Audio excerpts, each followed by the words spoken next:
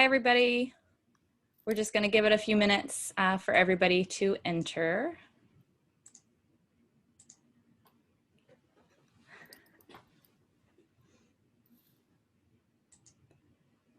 Everyone is slowly filling in, so.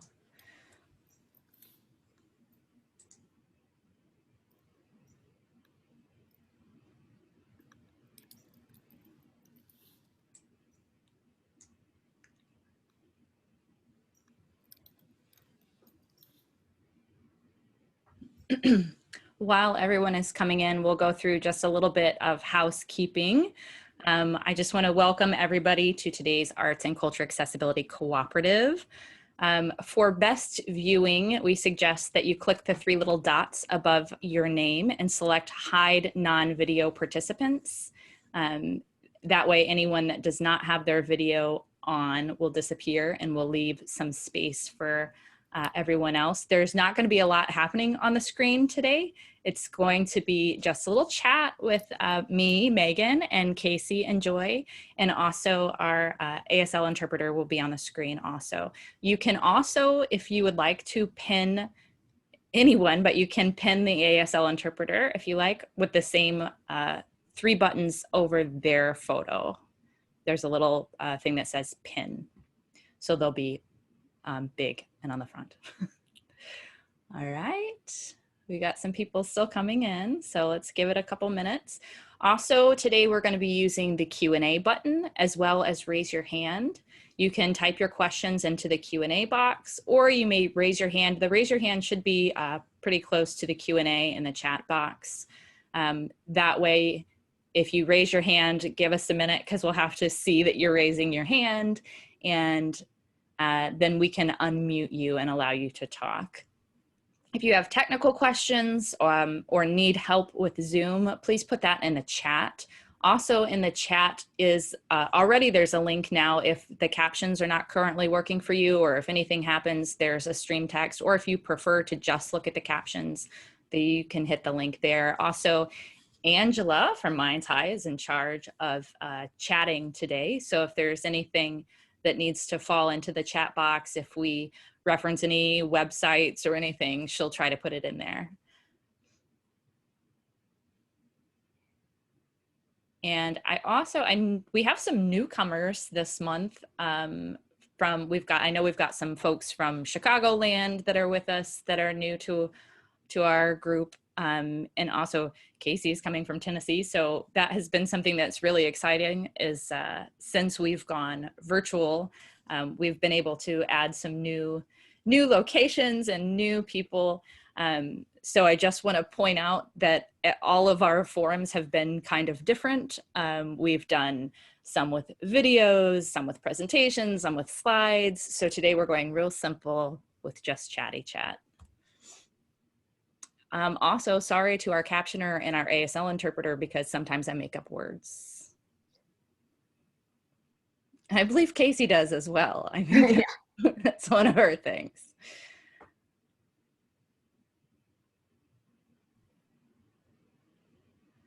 So I think it's 8:34. Let's just get to it today. So first, I will introduce myself. My name is Megan. I'm with MindsEye. I'm the Arts and Culture Coordinator at MindsEye. We also kind of head up these ACAC forums, the Arts and Culture Accessibility Cooperative forums. So we try to make it as fun as exciting every month. I am a white woman with long gray hair. I'm wearing a gray dress. I have a virtual background today that is a lovely photo taken actually at near MindsEye. We're on the grounds of Our Lady of the Snows Shrine. So it's trees and grass and sun. It's very lovely. Also with us today, we have Joy Addler, and she's from Variety, the children's charity of St. Louis. And Joy, please correct me if I say the name in the wrong order. Oh, no, that was perfect. Variety, the children's charity of St. Louis. Mm-hmm. And we also have Casey Greer, who is an actor, a YouTuber, a podcast host, an advocate, a celebrity, apparently, as all the people that are so excited that you're here. I've been stalking Casey a little bit. So I apologize. I'm going to do my best. I actually sent the word out to make sure that I wasn't just fangirling with Casey, that I was actually asking questions that other people would want to know the answers to, and not neglecting Joy. It's, Joy, when you are a YouTube star, you also will get all these Oh, questions. that's okay. I can wait for my turn. No, so I'm really excited. I know everybody's excited to get this going. So Joy, why don't you tell us a little bit about yourself and about Variety, and all that jazz? Sure. So my name is Joy Adler. I am the performing arts manager at Variety, the children's charity here in St. Louis, which the leg of that you guys might be most familiar with is Variety Theater, which has been around since 2009. So we were supposed to have our 12th season this year. Obviously that's not happening. That's okay. I have my degree in stage management from the conservatory at Webster University, and that is where I started working with Variety, volunteering as an assistant stage manager for a few years, and this is my 7th year with Variety. So a few years ago, I came on full time, which is great. I love the work that Variety does, and I love Variety Theater, and yeah, I'm excited to be here with you guys. Awesome. Thanks, Joy. Casey, do you want to tell us a little bit about yourself?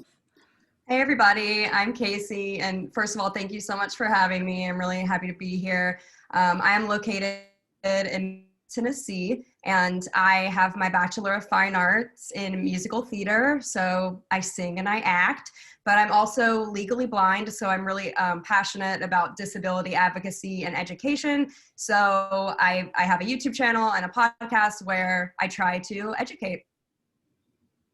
Awesome.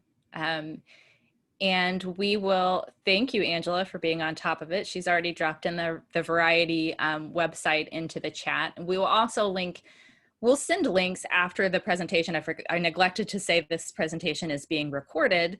And when I send out the link to the recording, we'll also put in any links to anything else. We'll put in the links to the podcast and the YouTube channel and to Variety and everything else.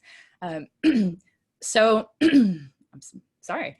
I stumbled on Casey's YouTube channel, and I didn't realize at the time that it was a really old video, and it was a really old video. Oh, I didn't realize. I thought it was current until I went to your channel and looked at other videos, and it was one of the very first ones where you talked about your white cane, and you even were like, people don't know on my YouTube channel that I'm legally blind because I just talk about books. Yeah. And I was like, oh wait, I think I may have even been searching, like I was looking at YouTube channels that were like book reviews. It was kind of kismet that I found you. And so then I got really interested in lots of things around you. So if you could tell us a little bit about your diagnosis and your misdiagnosis and how you kind of played detective on that, we would love to hear that. Yes, that's so funny that you found that. I started doing YouTube videos back in like 2010, and I did do some book reviews back in the day, so that's really funny. I was born with a condition called albinism. The slang of that is albino, so you've probably heard that before, but the medical term is albinism, and the amount of pigment can vary. So if any of you out there can't see well, I have naturally blonde hair, but I do have more pigment than a lot of people with albinism.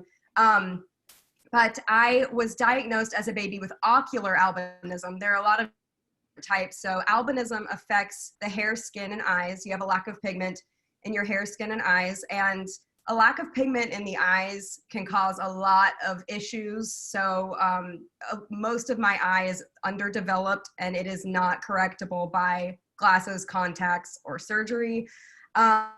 So I grew up my whole life thinking that was my diagnosis. And I started having some other health issues. I started bleeding a lot. I was bruising everywhere. I was covered in bruises, which was odd because I was not an athletic child. I was not a daring child at all. So it was strange that I was having all these bruises, and I had some stomach issues. And fast forward to when I was 18 years old, I was watching a show on TV called Mystery Diagnosis, and it's this weird medical show where people have a rare disease and they're searching for their diagnosis. And on the TV show was a woman diagnosed with albinism who had all of these other health issues as well, like bleeding and stomach and even lung issues. And I was watching the show and thought, oh my goodness, do I have this? I asked my mom if I had been tested for this. The disease in question is called Hermansky-Pudlak syndrome. So I'm very sorry to the ASL interpreters for that word. But it's a type of albinism, but it's very, very rare. It affects about 1 in a million people. And I asked my mom if I had been tested for this. And basically, long story short, my pediatrician didn't even know how to test for it. It's so rare. So we called the doctor on the TV show, figured out how to get me tested properly. I was tested and diagnosed with that. And now I'm friends with the woman from the TV show, Small World, because it's a very rare disease. So, we all know each other. That every time I think I've heard that story like 4 times, and every time I'm so impressed that, because, a lot of people watch a TV show and they're like, oh, I think I have that. And, probably 99.99% of the time it is not true. Right. So it's great how you were even at 18 were self-advocating that you thought this was what you had and that you knew that you should have something, that you should have it checked out. Mm-hmm. And you were acting at a young age, right? As Yes. a kid. So I want to jump over to Joy for a little bit and talk to her about kind of the not just the backstage, but everything that has to do with variety and how you kind of some of the challenges that you may face with actors of all different types of abilities and disabilities. Sure. So for anybody here that doesn't know, Variety Theater is a fully inclusive theater program run by Variety the Children's Charity, which as an organization, we serve children with disabilities and their families in the St. Louis area. So Variety Theater started out as a way to bring performing arts to children with disabilities because there really are not a lot of opportunities for a very professional atmosphere for kids of all abilities to participate in theater. And so we deal with people of all abilities as children. We don't necessarily deal with adults with disabilities as much. But yeah, so some of the challenges are just random things. Like this was before my time, but I just know this story. Like when our producer was looking for a theater for us to use, none of the theaters had accessible backstage areas. All of them have steps and stairs everywhere and no ramps backstage. They all have them for the audience, of course, but not for the actors because that's not something that people usually think they have to deal with. So just little things like that. And, getting into the dressing rooms and ramps to get onto stage and all of those things that nobody thinks about, I guess, when they're building a theater, which it's becoming more common now, but 10, 11 years ago, it wasn't really a thing. And the only place we found was the Two Hill at Umsel. So that's where we are still to this day because it is the only accessible theater. But yeah, it's so little things like that. And then even just small things like having the kids actually come in and audition as opposed to, sign up and you're in. It's a very professional atmosphere from start to finish. And that's something that's been really important to us from the very beginning. And then as we develop as well is giving the kids the chance to step up and actually do the thing instead of dumbing down the thing for them to do it because you don't need to. It's Right. Everybody can do it if they want to. So that's one of the really big things that we're about is making it 100% professional from the very beginning for the kids. So every step of the way, you know, everything is professional. And that's something that we try to pay a lot of attention to, because we feel that it enhances the experience for them and actually, you know, adds to their experience by not necessarily trying to make it easier, quote unquote, if that makes sense. Yeah. Joy, I was going to ask you specifically about auditions. Sure.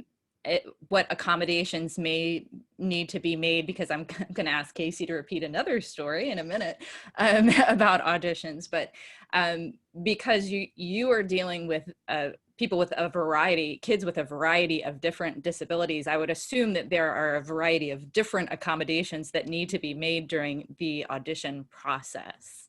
Yeah, so we always go in, we know beforehand who is coming and, you know, what accommodations they need. So whether they need the music in Braille or they need it printed in larger text, or, you know, we always get them the material beforehand, just for people that, you know, need a little extra time to process and learn and can't pick it up as quickly right in the audition room. So we always make sure to do those kinds of things. And we also, our choreographer and director always have choreography for the audition that has multiple adaptations for different equipment. So, you know, if someone's in a wheelchair or someone uses a walker or someone is blind or deaf or whatever the case may be, we've had the same director since the very beginning. So at this point, he's pretty good at making those different adaptations and having different, you know, modifications for the actors and kids to do if they need to do so. But he's also really good at, you know, kind of letting them come up with their own. You know, that's one of his big things too, is like, you know, if you have something else that works better for you here, go ahead and do it. Like, we want to see what you can do with this movement or this combination. And one of the things that we found was really important from the beginning was making it a really welcoming environment, because for our kids especially, a lot of them are so used to rejection in everyday society that they wouldn't think to go audition for a professional musical. You know, they wouldn't think to go out and do that. And so it can be really scary when they finally decide to go do it. And that's one of the really big things that is first and foremost for us always, is that welcoming environment where everybody feels included and like they should be there.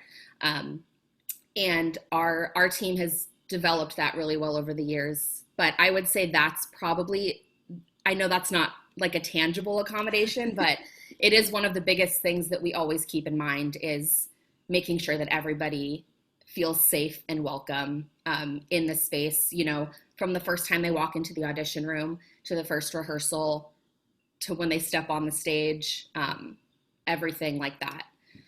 Great. And if anyone in the area, if you have the chance to go to see a show from Variety, it really is professional. I saw Mary Poppins and was blown away at the quality of the performances in general, but the set, the costumes, just everything. So Casey, I was going to ask you a kind of the same question about auditions and what accommodations are made and sometimes not made for you, and how that works.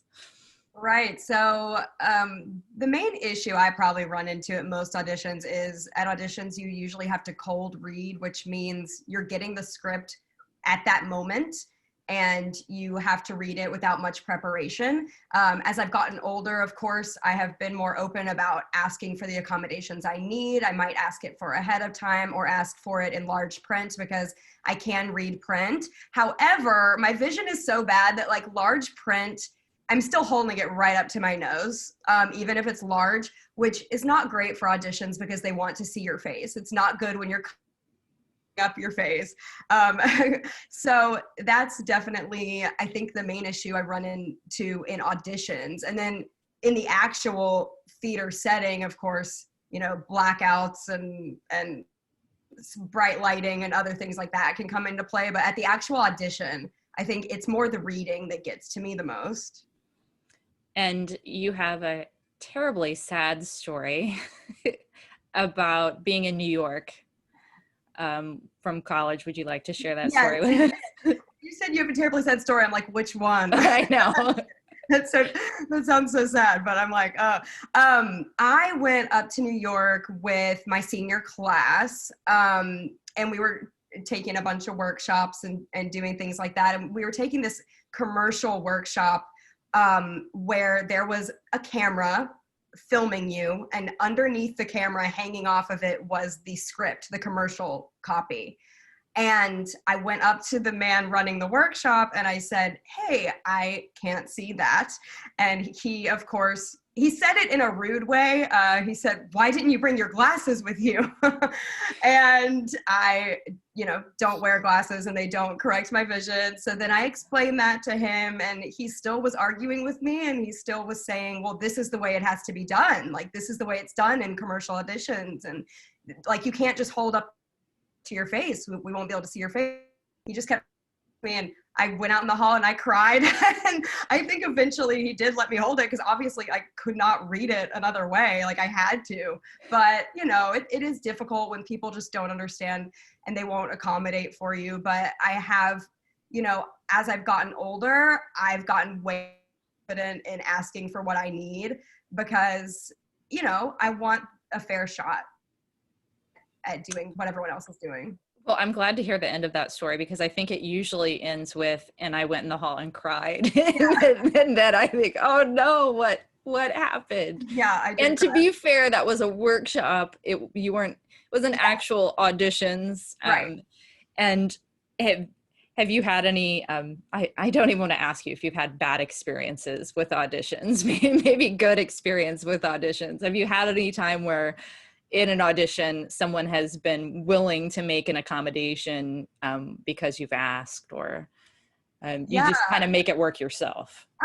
Both. It's been all across the board, but I've absolutely had really, really great experiences too, with people going above and beyond for me, which is really, really nice, especially when I was in college, because everybody at my college, we had to audition every year for the new shows, but everybody knew at my college that I couldn't see. So that was kind of nice. I was in this bubble where everybody knew. But then when you get out in the world, again, people don't know. But no, it's been great. I've been working at a theater for the past 2 years, and I've done acting there, and they've always been very, very accommodating and understanding. So there are great people out there. Well, and Joy, and I'm going to come back to you on this, Casey, also. What about your backstage crew? I'm sure that backstage there's well, in any show, there's a lot of stuff happening backstage. So I'm sure the backstage crew has got a lot of stuff going on. So kind of two questions. Is your crew and your staff also inclusive, as far as, or maybe diverse? Do you have people with different disabilities also working on the crew, or is it just on stage? And then also, what are some of those interactions like backstage? So our professional crew does not typically include people with disabilities, mostly because, like I said, we serve children with disabilities for the most part, and then things like we use the 2 Hill staff and things like that. But we do have an intern program for teens to work backstage and partner with those professionals. So we do have a mix of abilities backstage as well with that program. And it is a lot of, communication, and just because there are a lot of things. If you've ever been backstage during a show or worked backstage, how hectic things are and how, crazy things can get. So there are a lot of sometimes concerns about, I wouldn't say concerns, but just awareness of the fact that there are people of differing abilities back there. And it's, like I said, it's a lot of communication. So just making sure we clearly communicate to everybody, the professionals and the interns, what's expected of them at each moment. And we listen to them if they say there's something they don't feel safe doing, or if they need an accommodation for something. So it's a lot of, like I said, just communication and, being aware of what is happening and also letting them tell us what they need. And if there's something that they want to be involved in, you know, we let them give it a shot, and just work with them that way to make sure that everything is safe, but also we maintain that learning environment and something that is, we're not cutting anybody off from doing anything in that way. Great. And Casey, do you have any backstage stories or anything you could tell us about backstage? I actually was going to ask you, you have photophobia, which is not the fear of having your photo taken. And so if you could tell us about photophobia and the lights, and I was going to ask you also, once you get past that, the difference between being on stage and walking off stage from bright light to the darkness that quickly. Yeah, so I have.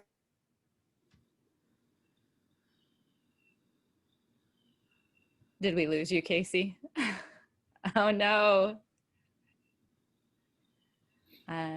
Well, Casey, if you can hear us, your camera is gone and so is your sound. So in the meantime, while Casey figures that out, we'll talk to Joy some more. I felt like she was breaking up a little bit, but it wasn't that bad. Hopefully she can come back. I know, I was so excited. Come back, Casey. So Joy, so tell us a little bit more about, well, actually tell us, how do you get involved with, oh, is that you? No. How do you get involved with Variety if you are a child that wants to audition, how that works? Yeah, so we have, we only do one show a year, every October.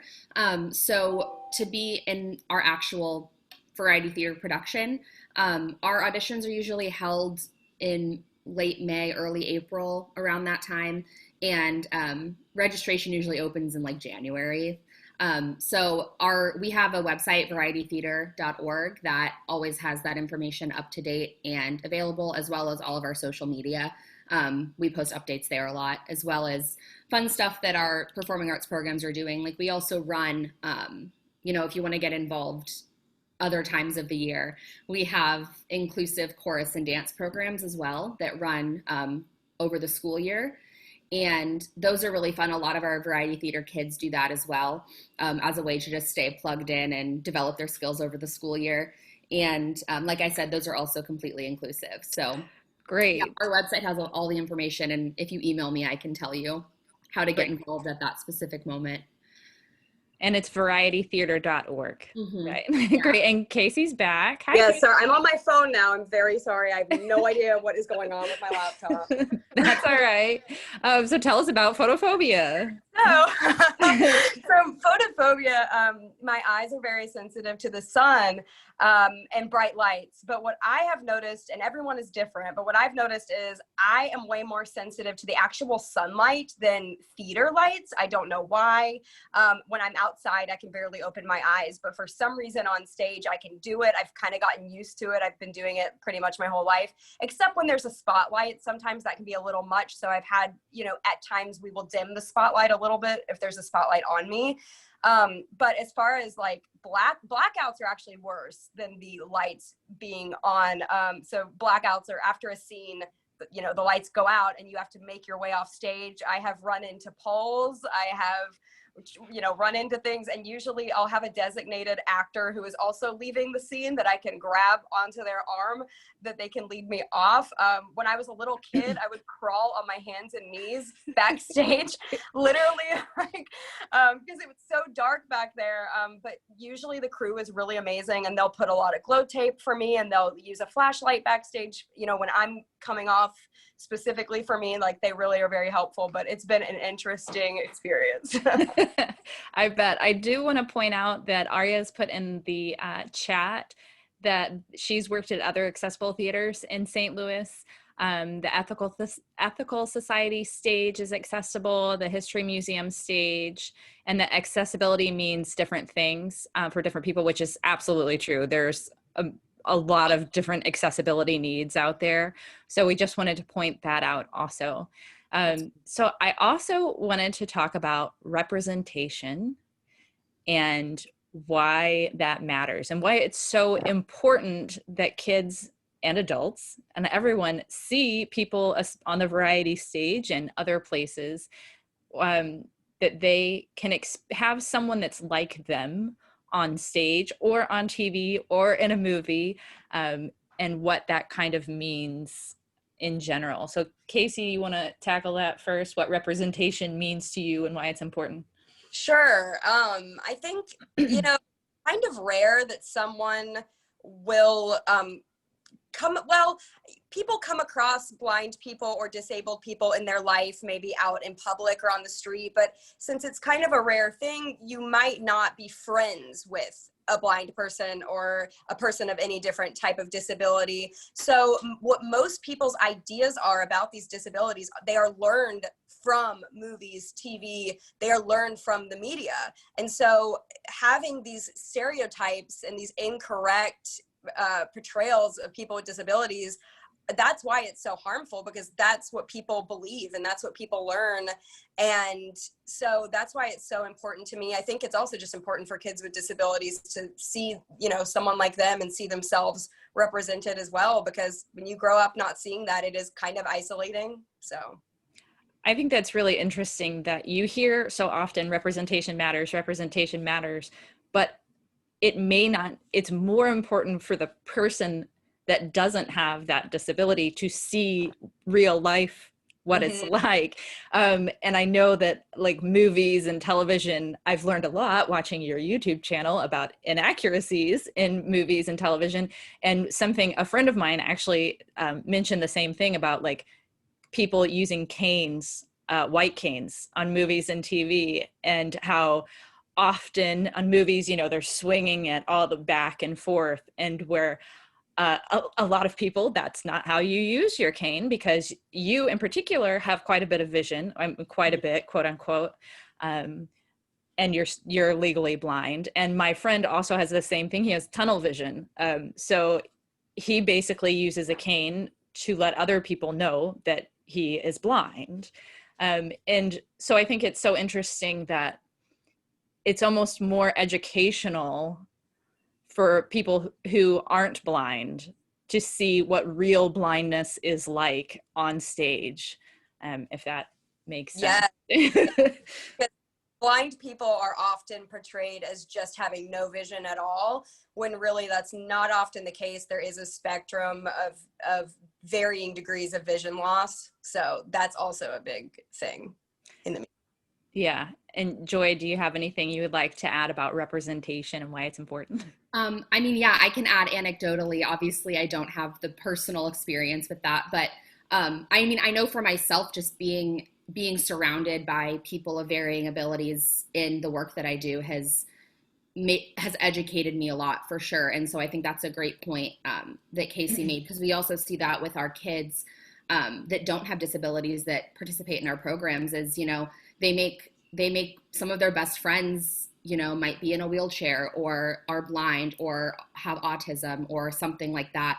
And we see it a lot with our kids, like I said, that don't have disabilities. They, go back to school and they're making friends with the only kid in their school, maybe, that has a disability, who they had never talked to before, or who most people don't make the effort to talk to.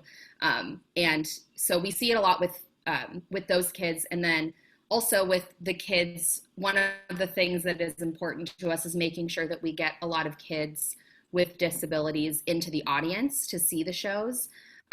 Because like Casey said, that's really empowering to see yourself up on stage. I had a mother email me after Mary Poppins last year, and her daughter was autistic, and she loved musical theater, loved everything about it, but never thought she'd be able to perform, and came and saw Mary Poppins and was like, Mom, they're like me, I can do that, and wants to try out. So just things like that, I think, to Katie's point, it people all abilities to see that on stage and on TV and everything like that, because it helps with awareness and education and empowers people to try something new. And also on the lines of education. A lot of people, I think when you think of YouTube and when you think of the quote unquote influencer, it kind of has that connotation of like your brand. And, I don't think Casey necessarily fits quite into that category of influencer. And there's another YouTube star influencer that I really like. Her name is Lolo. She's from the YouTube channel Sitting Pretty. If you guys don't know her, look her up also. And she was asked about being an influencer one time, and I'm going to quote her, "If you're not promoting something that is of service to others, then you can't really call yourself an influencer, because what are you influencing people to do?" And I think that really applies to you too, Casey, because you know what, you guys talk about fashion on your podcast, and you talk about books, and you talk about all sorts of different things. But you are influencing people to do things just as simple as learning about something that you didn't know about before. And coming from a sighted person that doesn't have a disability, it's very educational. And it's always interesting to me when you say in your on your channel or in your podcast, like, well, if you're not blind, you might not be interested in this. That's usually when my ears perk up, because I'm like, okay, what's she gonna say? Because then I know it's something that I definitely don't know about. So I know there's at least one YouTube video where you talk about being on YouTube and how you don't necessarily fit that mold of YouTube influencer. Do you want to address that a little bit? Yeah, sure. Like I said earlier, I made my channel back in 2010. So this was before anybody, it was way before YouTube is what it is today. Nobody was making money or showing products or anything like that. Not that there's anything wrong with that, of course, but that was just kind of like, I never had the intention of doing that. I was always just there to educate people and to also connect with people in the disability community as well. And yeah, I never felt like I fit the mold. Like my videos are very kind of laid back. I don't really have like, I don't really necessarily follow the like I don't have like an intro or music. I keep my editing very, very minimal. Like I just sit and talk. It's just kind of like a me and you in a room having coffee kind of thing. And I love the YouTube channels that go above and beyond and do amazing editing. And like, that's incredible, but that's just never what my channel has been. So I'm always kind of, I don't really feel like an influencer. I kind of am just like sharing my journey and trying to help educate. Which is why I think a lot of people, myself included, feel like that we know you already, and so having a conversation with you today is just like, oh yeah, I'm gonna go talk to Casey again. She's never spoken to me before. We've never met before. And I have been telling the staff at MindsEye, oh, I talked to Casey today. I didn't talk to Casey today. I watched a YouTube video with Casey today. Now we have been exchanging emails, but it feels very, very open. Like we're just coming into your bedroom all the time, your pink room. For those of you that are fans of Casey and her a beautiful fluffy dog, Rupert. I'm sad to say Rupert will not be joining us today. Rupert is at Grandma's house. But speaking of Rupert, Rupert is a pet. Rupert is not a guide dog. Mm-hmm. And would you like to tell us about why you chose to not get a guide dog, and why you chose to get Rupert as a pet, whichever makes sense? Yeah, sure. So I would say like 50% of my friends that have my same condition have guide dogs. So I could have a guide dog if I wanted to. It's just obviously it's a very big responsibility. And mainly two reasons. I am allergic to dogs. My dog is, the hypoallergenic, non-shedding kind of dog. I grew up with, he's a Bichon Frise. I grew up with them. So I knew that I was okay with him, but also my lifestyle is not, if you're going to get a guide dog, you kind of need to have an active lifestyle in the sense that you walk everywhere. Like if you live in a city with good public transportation. I lived in New York for 2 years. And so when I lived there, it would have been probably nice to have a guide dog, but now I pretty much get driven around everywhere. So I just don't really need it for my lifestyle, but I do use a white cane on occasion. I just don't use a guide dog. I also want to point out that Joy's cat is now sitting behind her in the window. There's a bird outside, so it's a really exciting morning. So we still get an animal at least. He's also very fluffy, but he's not as fluffy as Rupert. Not as fluffy as Rupert, I imagine. I do want to encourage people to go ahead and put some questions in the Q&A box if you have them. Aria, I just noticed that you have your hand raised. You were at AA, that puts you at the very top of the list, and I didn't have you up there. If you still want to talk, I will unmute you. I'm going to give you the option now. And you can turn, Aria, you can turn your mic on if you want.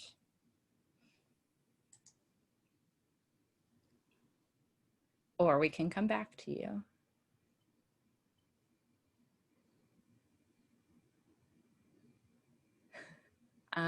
So I have you unmuted now, I think. Aria Locker.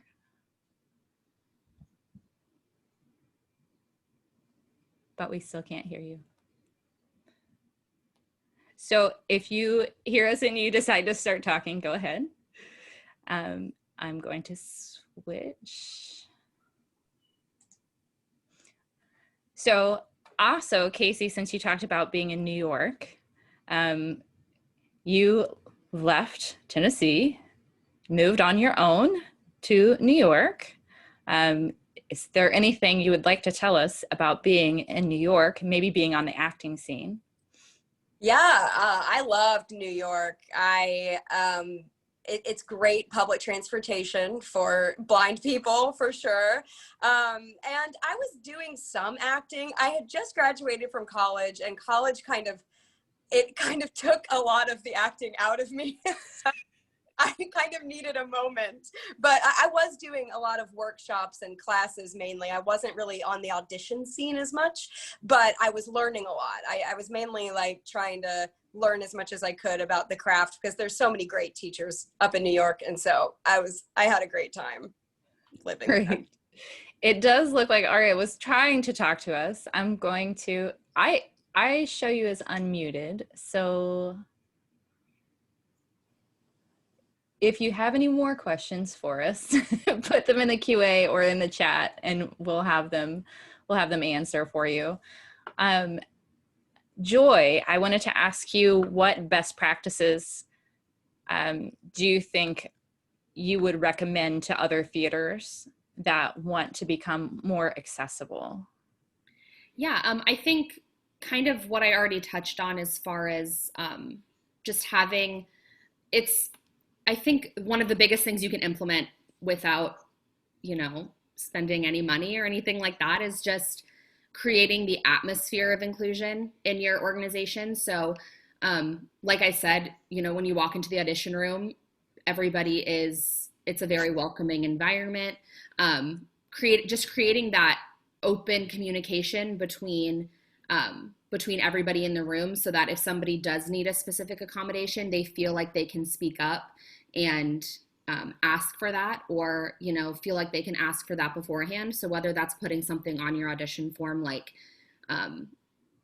reach out to us for any accommodations, or anything that can kind of open that line of communication as early as possible. Like Casey said, she's learned to really advocate for herself in the audition room, and I think that's great. And that's something that we try to create the space for the kids that are in our program to do. They know that they have the full authority and power and room to speak up if they need us to change something for them, or if they're having a hard time with something. And I think a lot of that just has to do with mindset and atmosphere. So really setting that tone of, oh, you need to do it that way, that's totally fine, go ahead and do it. Or things like that. Or even just thinking of thinking of beforehand, okay, if we have somebody that comes in that is in a wheelchair or that is using a walker or that has a visual impairment, we have this modification to the choreography that they can do if they need to, or we have this music printed in larger text or in Braille, or we have it digitally if they need it that way.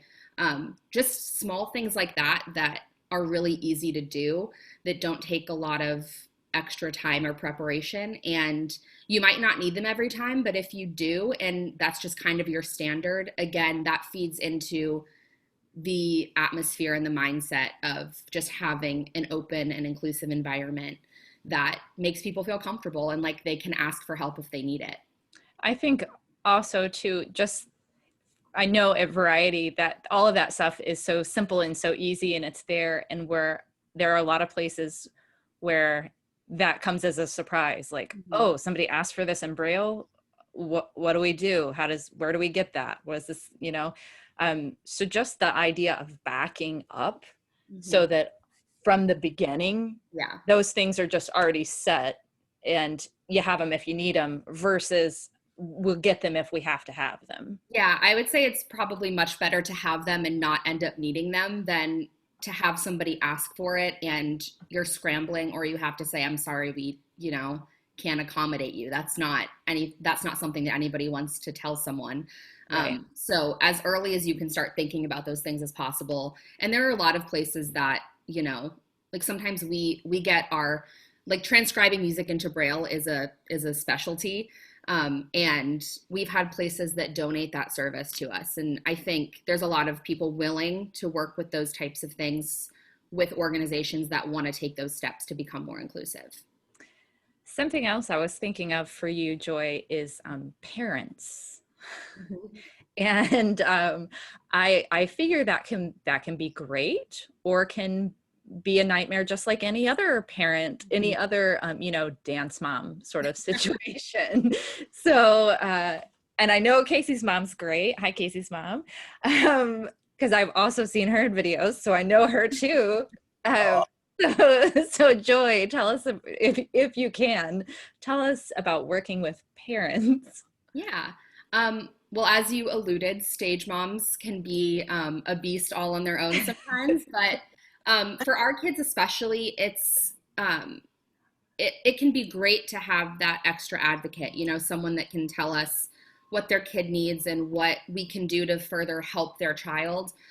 Sometimes if the kid isn't comfortable asking for it themselves, or maybe they don't particularly know what they need, they just know that they need help. And sometimes that's great to have the parent step in, give us some background on the kid, let us know if there's anything that might be triggering to them or that is difficult for them. That it's good to have the parent to know that stuff in advance before we start working with the actual child. And then on the flip side of that, it can also be difficult because sometimes the parent does all of that and then it doesn't allow the child to step into that role of advocating for themselves. So it's really a balance of,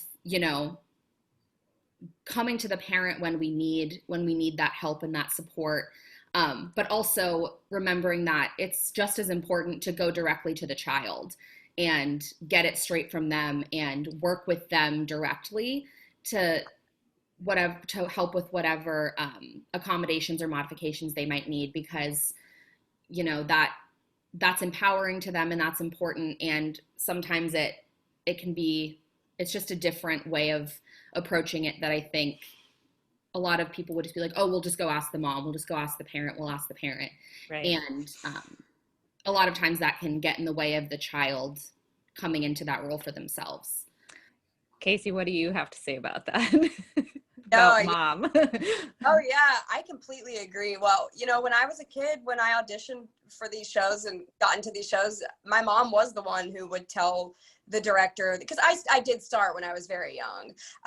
But you do need to, at a point, everyone is different when that point might be, but at a point you probably need to get to an age where you start advocating for yourself, because, your parents might not always be there. So, yep.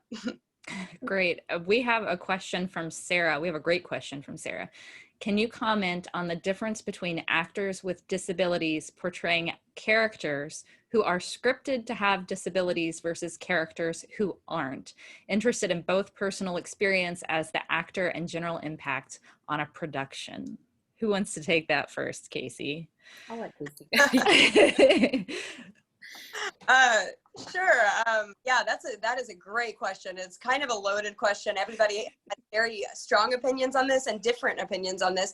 I think I almost think it's just as important, if not more, for some of the writers, or at least people in the writers' room, to be disabled, because if it's not written well, even if it's played by a disabled person, it might still portray those incorrect stereotypes. But I do think it's important to try to start casting people with disabilities to play their own disability. I think it's the most accurate representation you can get, and you know, it's important to let people with disabilities tell their own stories.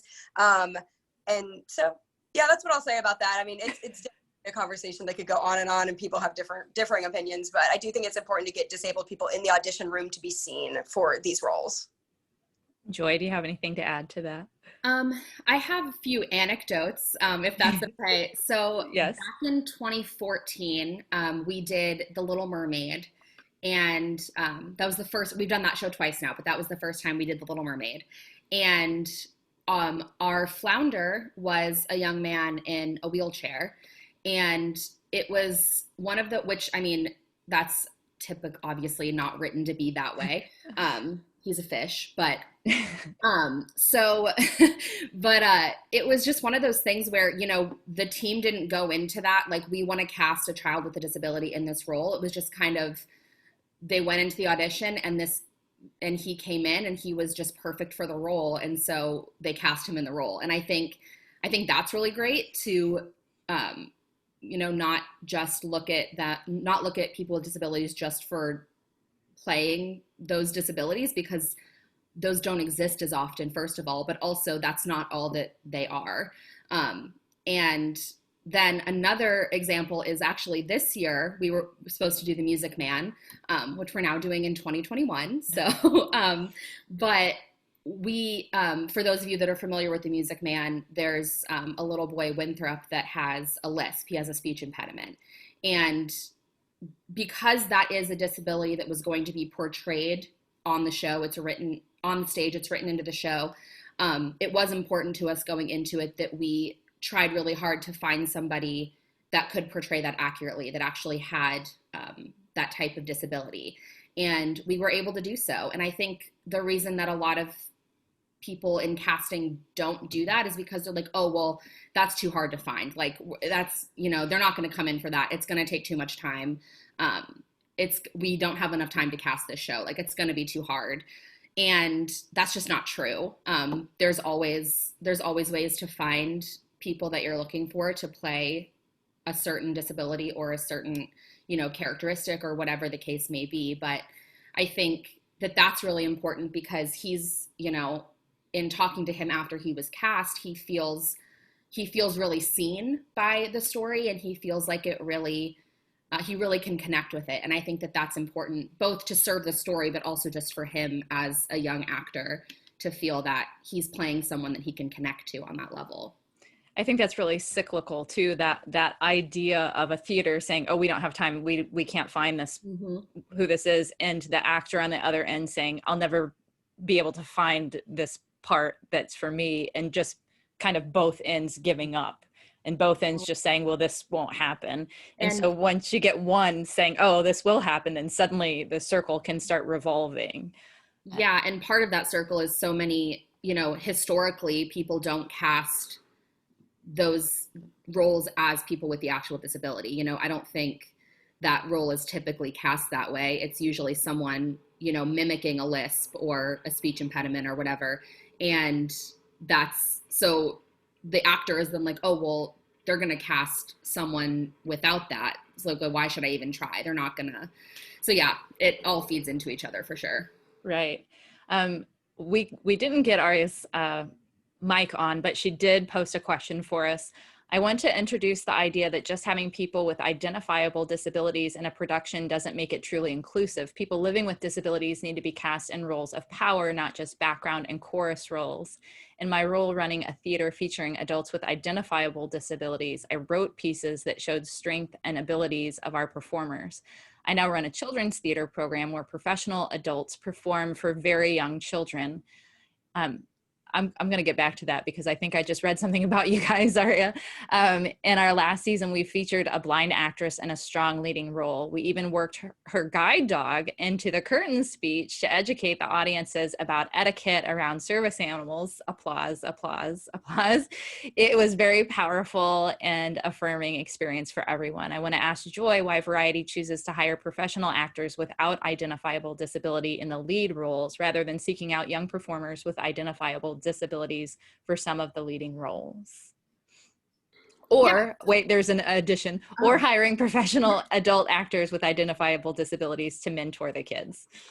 Sure, I think that's a great question. I think the reason that we have chosen to go that direction is because Variety as an organization gets its funding to serve children with disabilities. And that's just that's just our mission. I know there are a lot of great organizations in the area that serve adults with disabilities, which we do, recommend those organizations once our kids age out. And some of them even run theater programs, and it sounds like you guys are doing that too, which is awesome. But yeah, it's simply for the fact that as an organization, which Variety Theater is, a part of Variety, the children's charity, we, our mission and our funding is for children with disabilities. So that's really the reason behind that. I will say that also makes a little bit more sense to me that it's called Variety, the children's charity of St. Louis. I always thought it was kind of a long, strange name, the way it's worded, but that does make oh yeah, okay, that makes some sense. Mm-hmm. And I want to remind everybody, if they have any questions, to put them in the Q&A. Megan, I think I saw Jason's hand raised earlier, but then he unraised his hand. So I Oh, didn't know if he still Jason. wanted to speak or not. I was Let just gonna me call him out there. Let me see. Jason, I'm going to allow you to talk if you're out there, Jason. Your microphone is turned on. I did have my hand raised, and then my dog started barking so much. Let me unraise my hand right now in case he's still going on. The question I had was actually for Joy. It's kind of like when you first came from, your theater background to Variety Theater, what were some of the things you had to learn right away? Or what were some initial things that kind of were first impressions? Yeah, so the thing that comes to mind for me first, which is something that's just kind of ingrained in me now, but at the beginning it's hard to get used to, is people first language, which is something that Variety is really big on. So, not referring to someone as, the autistic kid or the wheelchair kid or, things like that make their identity focused on their disability, but more so referring to people as like the child with autism or, the person that uses a wheelchair or whatever, the situation might be. And that's something that we also introduced to everybody that when they first start at Variety with Variety Theater, we go over that. And that was one of the things that just, the way that we hear people talking about those things is hard to train your brain to do. But it does really make a difference for people. And so that was one of the big things. And then also just, coming from a theater background, I had certain ways that I did things just because that's how I was trained and that's how I had always done them in practice. Like the way that we set things up backstage or the way that we, choreograph a piece or whatever the case is, it was really hard to reframe your thought to, open it up, which is why I think that atmosphere of inclusion from the very beginning is so important, because then it just kind of reframes everything that you think of. And if you put it all through that lens of, okay, who is in this show and what are their specific needs, you know, whether they have a disability or not. Somebody else might have a need that we need to accommodate. And so I think it's just looking at everybody specifically in the show and adapting your procedures and how you run the show and, you know, what the show looks like around the people that are in it. And that's something that is tricky at first, to retrain yourself on everything that you've been taught in school to do a certain way. But, you know, and asking for help when you need it. You know, if you don't know how to handle somebody's specific accommodation or disability, just ask. I think that's one of the biggest things I've learned too, is that, you know, it kind of societally, it's like, oh, that's taboo. Like you don't bring it up. Like you're supposed to not notice, quote unquote, that they have a disability, which is ridiculous because they do, and that needs to be accommodated. And so I think that's another really big thing that I've learned, is to just ask them, you know, be like, hey, what would be easiest for you in this transition? How is it easiest for you to get off stage? Like, what can I do to make this safer for you? And really just opening that dialogue. That's great. And, you know, in some previous ACAC forum that we had, I was thinking of this when you're talking about just being inclusive. In some forum, at some point, some organization was saying how they just had in their window, they had something like a rainbow flag, or just, you know, LGBTQ invited or something like that, and how just something as small as putting a symbol out there makes people feel more welcome. So just that idea that when you walk in, you're welcome makes a big difference. You also touched on, Joy, language, and I wanted to hit Casey with that one on person first language, but also kind of terminology preferences, you know, blind, legally blind, visually impaired, you know, all of those different things. I know that you were toying with partially blind recently.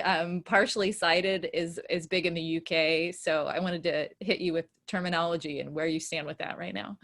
Right. Yeah. I recently did a podcast episode all about terminology. And so it's funny that Joy mentioned person first versus identity first, because we talked about that. And we said, you know, when in doubt, do person first. You know, I personally don't really mind, and some people don't mind, but, you know, it is important to be aware of the language we use, because, you know, words are powerful, and how we speak is powerful. And I think the word disabled, I don't think there's anything wrong with the word disabled. I think it's just what I am and what we are. And a lot of people in the disabled community own that word and love that word, you know, as opposed to some other words that could be used. But also, yes, there's so many things to describe myself with: legally blind, visually impaired, partially blind, partially sighted. You know, they're all correct. It's just not everybody knows what they mean. If I say to someone I'm visually impaired, they often think my vision can still be corrected with glasses. Or if I say I'm legally blind, they often think I'm totally blind. You know, people just don't quite understand the terminology. I do like partially blind, because people can understand that a little better. They hear the word blind, but they also hear partially. So they might think, oh, okay, so she can see a little bit. But it really just depends on the situation. Sometimes I even just say blind if it's like a quicker, you know, if I need help and I say, hey, can you help me real quick? I'm blind. I can't see this, you know? So it's just, it's the terminology. It's a little wild, but yeah. I think sometimes too, people get so caught up in not saying the wrong thing. I know. That it makes it worse. We do audio description for MindsEye, everyone, audio describer. So one of the things that we talk about is don't be scared or don't be embarrassed if you say something like see or look or watch, because sometimes it becomes much more awkward when you turn it into, oh my gosh, I can't believe I said that word. Or, you know, I'm so sorry that I would say that, because I think you probably say this too, and you may have talked about this, I may have heard this, but a lot of people who are blind say they watch TV or they watched a movie, because they may actually be watching it because, like you, they are partially sighted, partially blind, or they may have no vision whatsoever, but that's just the terminology that they use as they watched TV. So that's something I want to point out too, is that sometimes people get so caught up in not saying the wrong thing.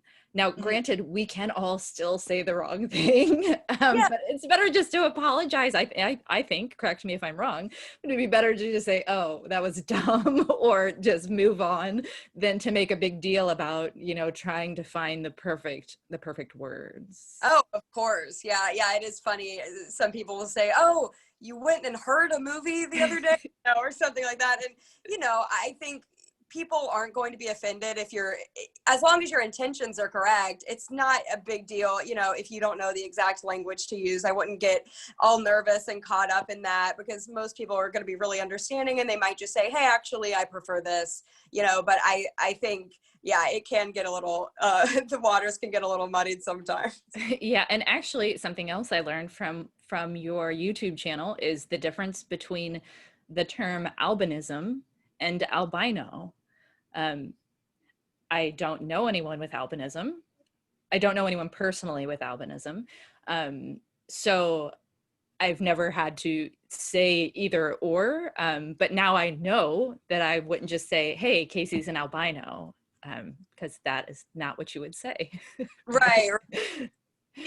So since I don't really look like I have albinism, I didn't grow up hearing that term in a rude or derogatory way, but a lot of people do. A lot of people get it screamed at them on the street, you know, albino, and people are very, you know, use that term in a really negative way. So a lot of people grow up with a really negative view of that word because it's used in a bullying way. So yeah, the proper term is albinism. That's the medical word for it. But obviously, if you're saying albino in a nice way and you just don't know, that's totally fine. I think people just don't like the word because it's been used in a nasty way. But if you genuinely don't know, you know, no harm done.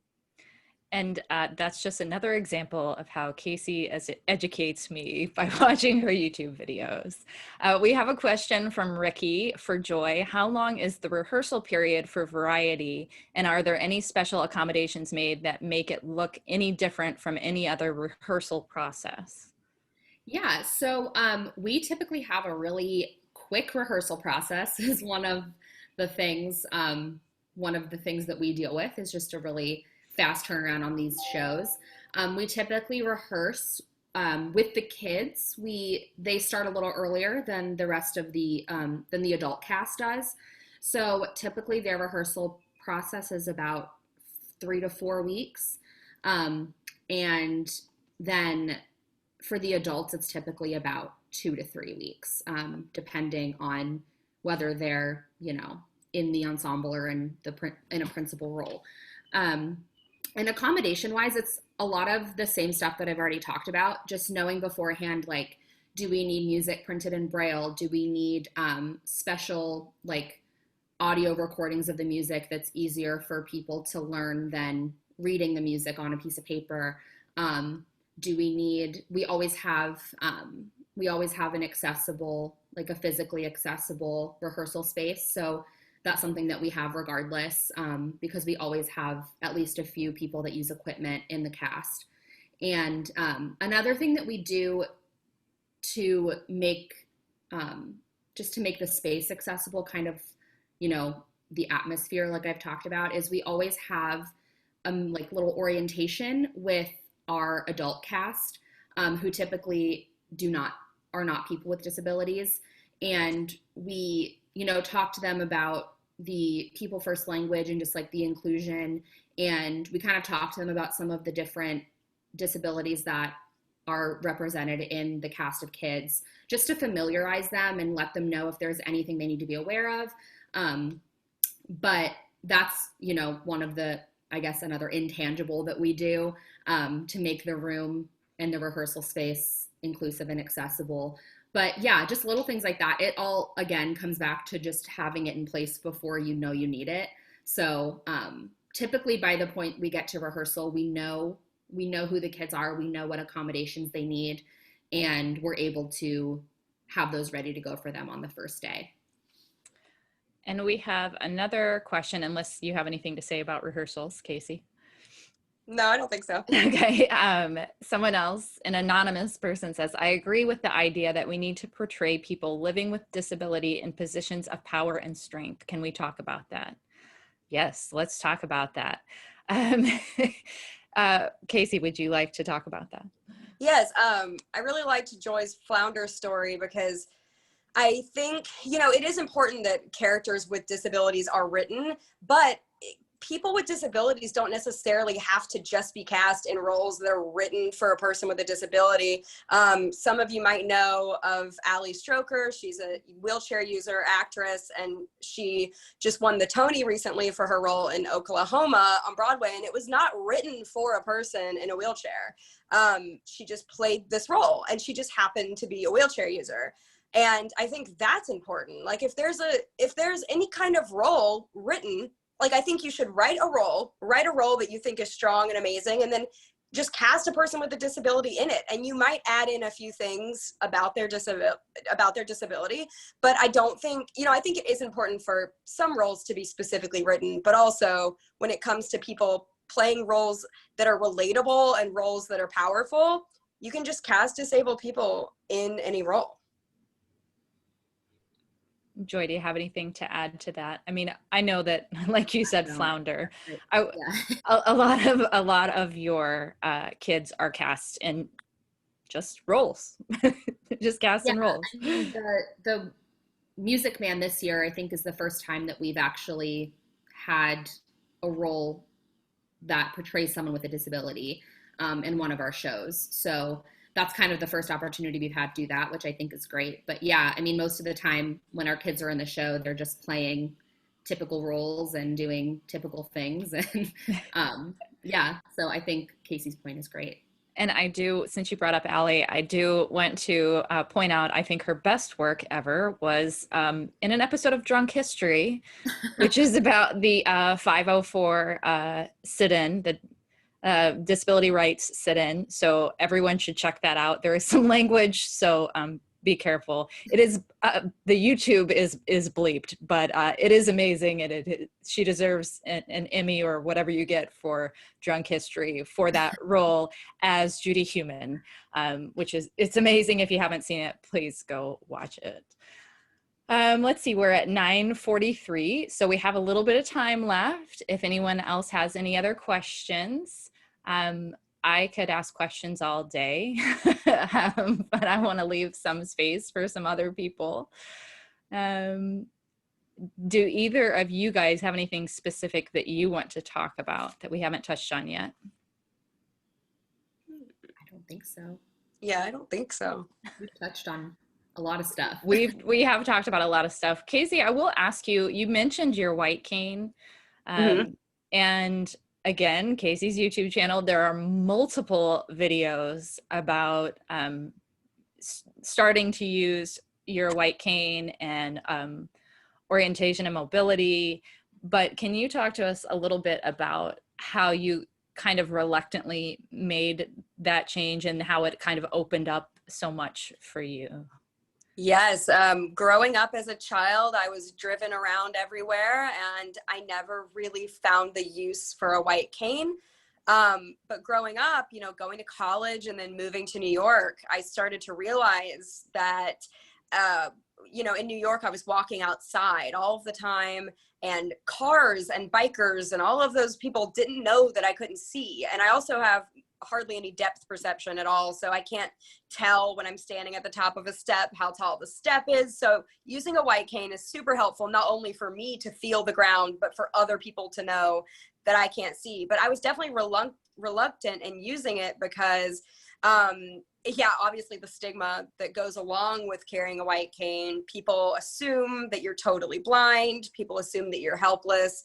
And so it's definitely like a walking symbol that you're blind, although that is helpful in some ways, because if I need help, people are more willing to give me the help I need when I have my cane with me. So it's definitely this love-hate relationship, but I started using it and it did open up so many doors for me. I love it. I'm able to walk without fear.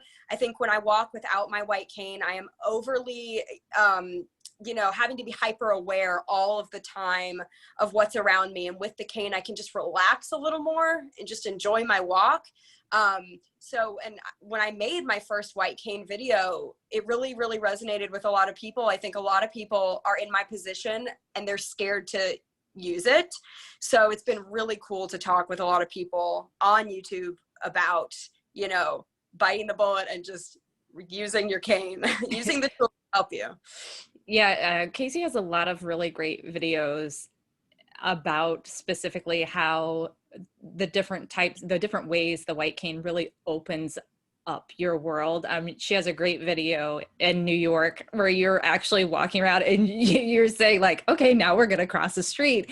And she has to cross in front of a parking garage, you know, things that we never think about, things that I would never think, oh yeah, I look and there's not a car coming out of the parking garage. I walk by, and you can tell in that video that, and you're not by yourself because your bestie is with you filming. I'm not a stalker, but Ashley is filming you, and you can see and you can hear in your voice that you're scared, even though you assume that she would tell you stop, not to do that. So also I wanted to bring up our friends at Delta Gamma. Allison, I think you're probably here somewhere. If you want to talk, I know our friends at Delta Gamma have some Casey fans over there. And those are kids also. So I know that they're learning a lot from you, and kind of being now an adult who is blind. And maybe if you have some kind of general advice, I was thinking specifically about, you know, those tools that you use. And I know in your last podcast, you and Cassandra both talked about having kind of a strike at some point in your life where you just didn't want to use the tools anymore because you just didn't want to deal with it, and it wasn't cool, or it was too, you know, whatever. If you want to maybe just send a shout out and give some advice to some kids, that would be great. Yes. Hi, everybody. Thank you for the support. I definitely think it's very common to go through a time in your life where you might be embarrassed or ashamed of the tools you're using, whether or not that's a cane, a monocular. There are a lot of different kinds of tools that might make you stand out and be different from everybody else. When I was in school, there was nobody else in school like me. I was the only one, and it's definitely difficult, but I think a lot of that comes with age. I think when you get older and you start having to advocate for yourself, you get more confident. When I use my cane, I'm a lot more confident asking for what I need and advocating for myself, because it's a walking reminder to people that I can't see well. And I've really, you know, I'm 27, so this did not happen overnight. And I think as I'm getting older, it's just getting easier and easier. But I know when you're young, it can sometimes be difficult, but I think it's so worth it. It's so worth using these tools and just being who you are and owning who you are. Great, thank you. I would again encourage everyone to check out Casey's YouTube channel. And I do want to shout out the podcast Rare with Flair, which is a little bit different than your YouTube channel. With you, actually, why don't you tell us about you and Cassandra? Yeah, so Cassandra is one of my best friends, and she also has the same rare disease I have. It's very common when you have a rare disease to find someone close to your age with the disease. I mean, you know, there's barely any of us in the whole world, really. And we decided to make a podcast together, and it's been really, really wonderful. We do a lot of education and advocacy on there, but we also just talk about our lives. We want it to be a fun, inclusive, open space for anyone to come and just learn or, you know, feel like they're not alone. And we've really, really enjoyed it. We're having a lot of fun. And it's great and educational. So we are about out of time. We have a few minutes if anybody else has any other questions or wants to say anything or give any plugs. I do want to also let everybody know that next month, October, we are having 2 ACACs right in a row. We normally don't do them every month. We do them every other month. But next week is National Disability Employment Awareness Month. So we will be having another virtual ACAC on October 23rd. It's a Wednesday, so be on the lookout for that. I also want to remind everyone to fill out your census. We're at the very end. It's very important. I hope that everyone is on this call has filled out their census. I will not ask you again. Usually on these ACAC things, I send out a poll or a survey that says, have you filled out your census? I just want to remind everybody that that's a $1,300 loss to your community if you do not, for every person that does not fill out your census. It's a $1,300 loss to your community. So please make sure that you do that. So if not, you can still ask questions. I'm going to do the thank yous. We'll have a couple minutes. I do want to thank our sponsors, the Lutheran Foundation of St. Louis, the Arts and Education Council, Ameren, Illinois, Lighthouse for the Blind, St. Louis, and Emerson. I, of course, want to thank Casey Greer, and you should check out her YouTube channel, How Casey Sees It, and her podcast, Rear with Flair. And I want to thank, of course, Joy Addler at varietytheater.org, at Variety, the children's charity of St. Louis. And I want to thank our ASL interpreters from LAMP, Hannah and Candace, and our CART interpreter from ACS Captions, Tammy, and special thanks to Angela, who is in the background helping me out with the chat box today. Also, we are going to send you out a survey. You'll get that after Zoom. So it's always very helpful if you fill out the survey to let us know. Oh, good. We got another question. Do you have any recommendations for building connections within the disability community for organizations that aren't specifically serving them? We know just putting persons of all abilities are welcome to audition in the notice isn't enough. I mean, I know what we do. Obviously, we have a lot of connections because our families, you know, we serve a lot of families that have children with disabilities. But one of the things that I do when we're putting out audition notices is I send them to the special school district. I send them.